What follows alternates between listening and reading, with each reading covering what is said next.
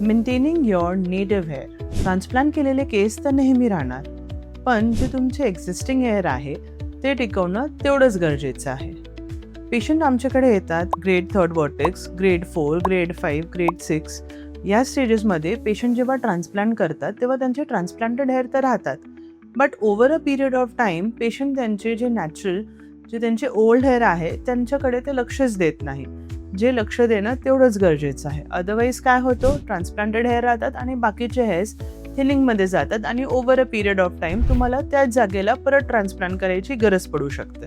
Genetic hair loss हा progressive असतो आणि हा प्रोग्रेसिव्ह हेअर लॉस असल्यामुळे जे तुमचे हेअर्स थिनिंगमध्ये असतात त्यांच्याकडे लक्ष देणं तेवढंच गरजेचं असतं.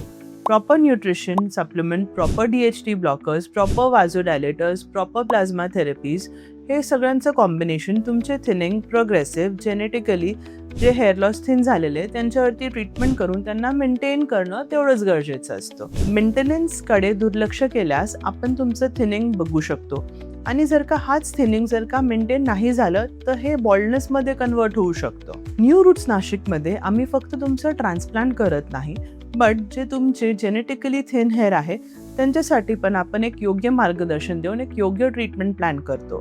तर या गायडन्सबद्दल आपल्याला काही माहिती हवी असेल तर तुम्ही आम्हाला Nashik new roots Canada corner येथे अप्रोच करू शकता.